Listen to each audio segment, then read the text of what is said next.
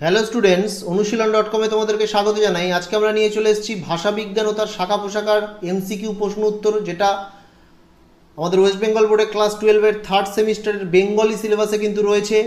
Third সেমিস্টারে যেহেতু রয়েছে সেহেতু তোমরা জানো এখান থেকে শুধুমাত্র এমসিকিউ প্রশ্ন উত্তর তোমাদের পরীক্ষায় আসতে চলেছে।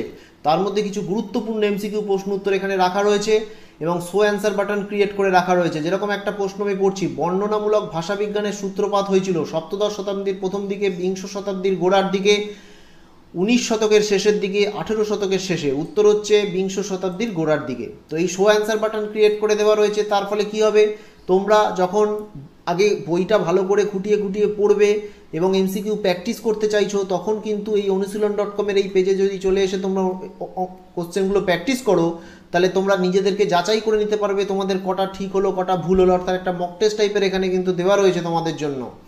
ঠিক আছে, এটা থেকে তোমরা খুবই উপকৃত হবে। তো এই পোস্টটা আর ভিডিওটা যদি ভালো লেগে থাকে, লাইক করো, শেয়ার করো, চ্যানেলটিকে সাবস্ক্রাইব করো, আর প্রচুর প্রচুর শেয়ার করো, যাতে তোমাদের মতো যাদের এই পোস্টটা দরকার তাদের কাছে যেন পৌঁছে যায়। আর এই পোস্টের লিঙ্ক কমেন্ট বক্সে দেওয়া থাকলেও সেখান থেকে ক্লিক করে তোমরা ডাইরেক্ট এই পোস্টে চলে আসতে পারবে, মক টেস্টে অংশগ্রহণ করতে পারবে। Thank you.